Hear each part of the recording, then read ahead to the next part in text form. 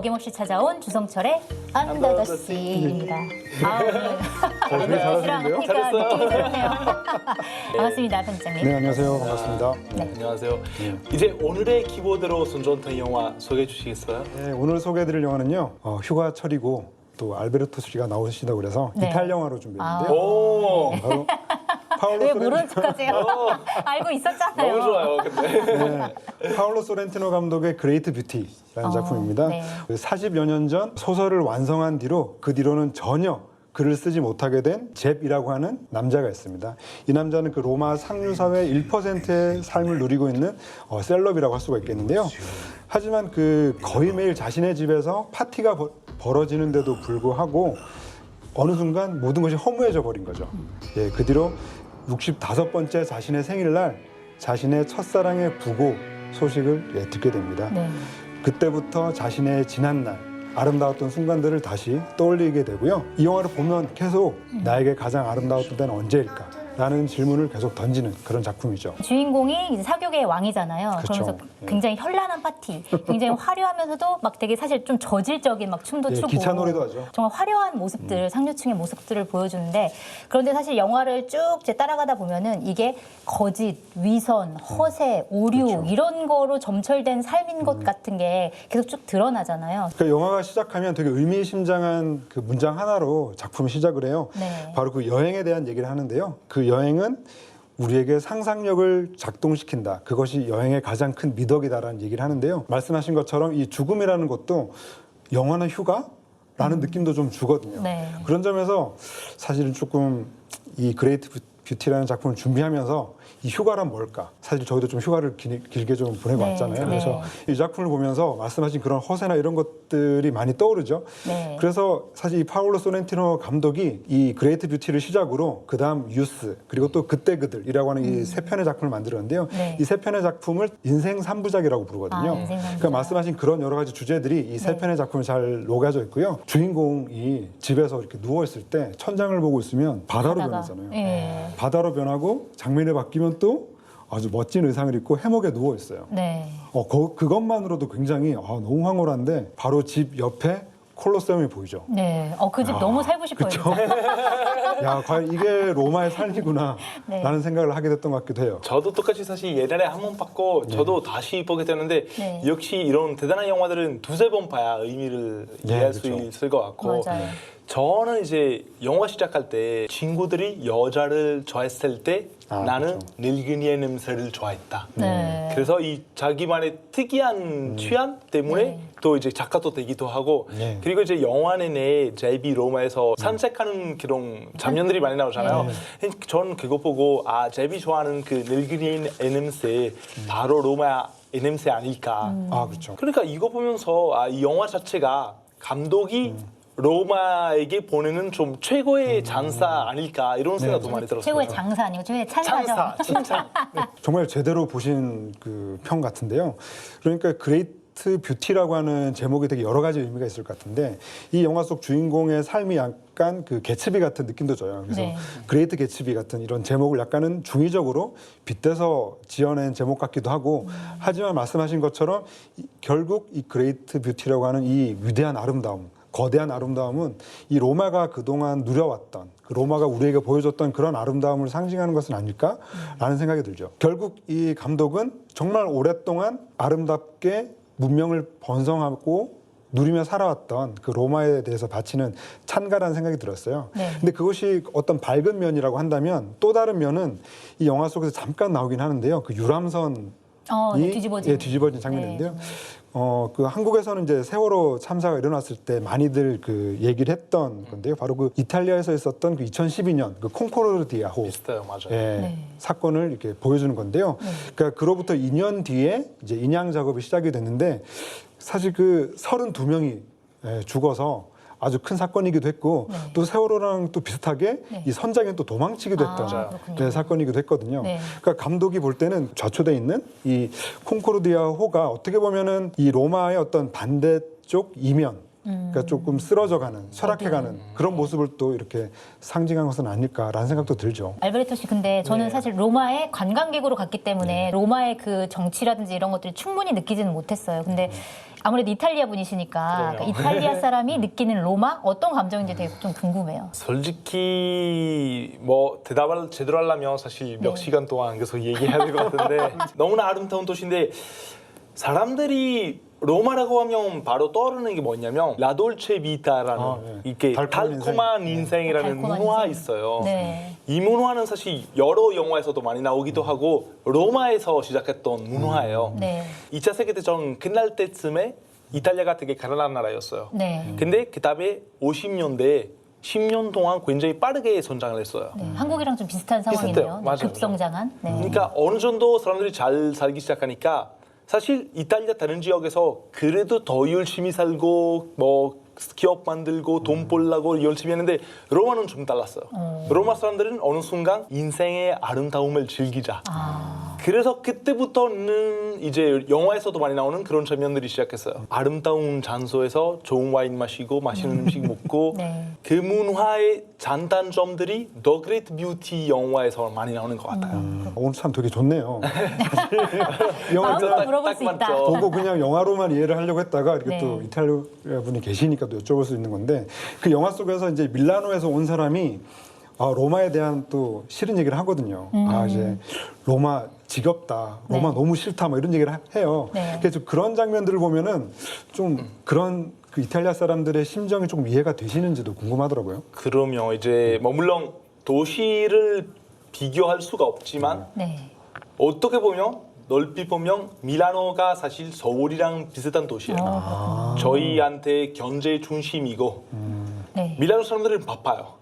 바쁘게 일하는 돈을 벌려고 네. 굉장히 바쁘고 또 이제 가장 큰 대기업들은 대부분 다 밀라노 쪽에 있고 굉장히 잘 사는 도시예요. 그리고 국제적인 도시예요, 밀라노는. 사실 밀라노에 가면 대부분 사람들은 영어 굉장히 잘하고 로마에 가면 영어 잘하는 이탈리아 사람들이 많지 않아요. 그렇군요. 이런 것도 있고 좀 바쁘게 사는 도시고 밀라노는 로마는 아무래도 좀 더 여유가 있고 문화가 중심이 되는 도시고 영화에서 나오는 모습이 바로 저 이탈리아 사람들이 공감 많이 되는 모습이에요. 정말 완벽하게 이해가 됐어요.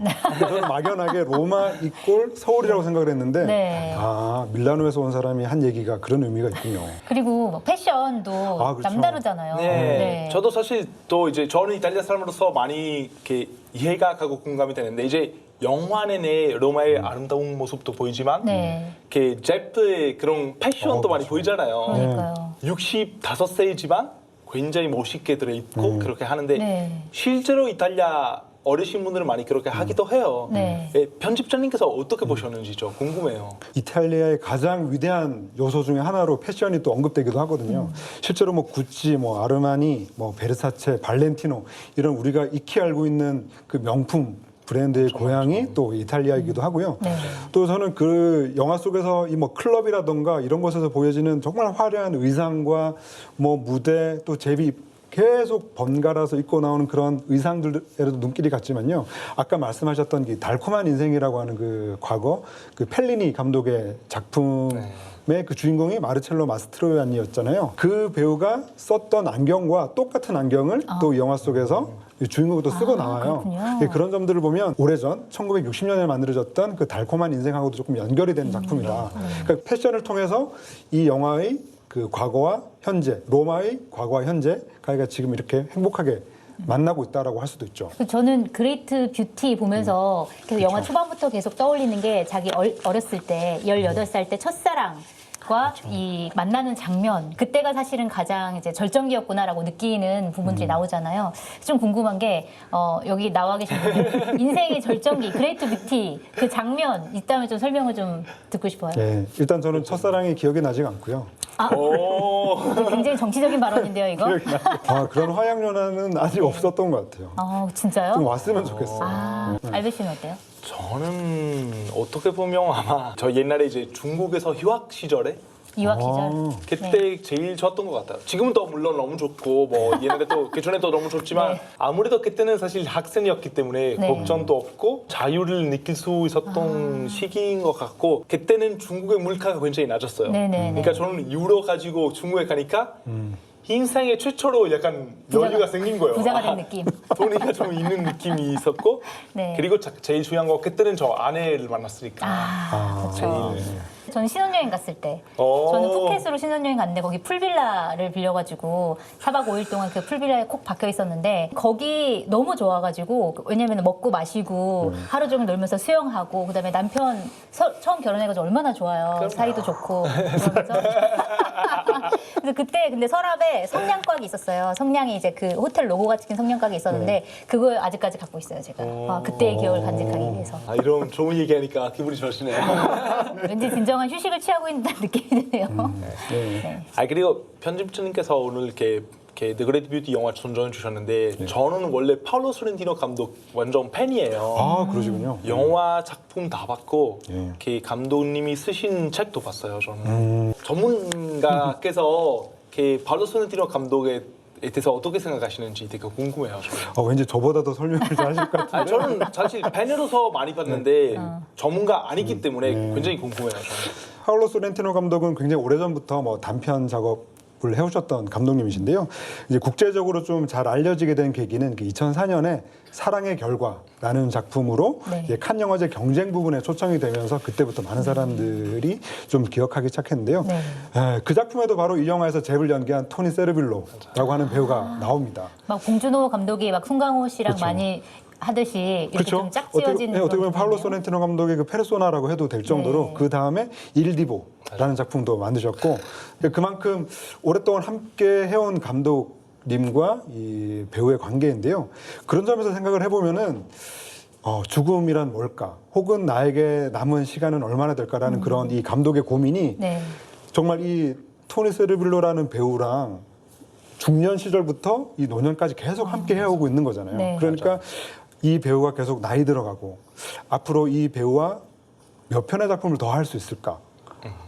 그리고 만약에 이 배우와 할 수 있는 작품이 몇 편 남지 않았다면 정말 더 열심히 만들어야겠다. 네. 이 우리 둘 사이에는 남은 시간이 얼마 없다라는 것도 이 작품 속에 조금 담겨 있는 의미가 아닐까라는 생각도 들어요. 네, 결국 그레이트 뷰티가 무엇이냐를 계속 찾아 헤매는 과정이었던 것 같은데 결국 이 영화에서 마지막에 그거를 찾았는지 안 찾았는지 모르겠지만 다시 소설을 써야겠다라고 마음 먹으면서 이제 끝나는데 이 주인공이 찾았다고 느끼는 그레이트 뷰티 이게 어떤 의미라고 좀 봐야 될까요? 배경적으로 보면 그 로마라는 느낌을 가질 수가 있는데요. 파울로 소렌티노 감독에 대한 설명 조금 더 이렇게 하면서 얘기를 드리면은 이 잽이라고 하는 주인공의 모습에 감독의 모습이 많이 좀 투영되어 있는 것 같아요. 네. 그러니까 이 잽이라고 하는 주인공도 이 나폴리에 살다가 로마에 온 사람이고 이 파울로 소렌티노 감독도 나폴리에 살다가 예, 로마로 온 감독이기도 하거든요. 이 영화 속에서 이 잽과 이 감독은 거의 약간 동일시되는 비슷한 캐릭터라고 할 수가 있겠는데요. 네. 굉장히 중요한 대사를 하잖아요. 65세가 되고 난 다음에는 더 이상 싫어하는 것들을 하면서 살 수 없게 됐다. 네, 맞아요. 이제는 정말 네. 시간을 아껴 써야겠다라는 결심을 하게 되는데요. 네.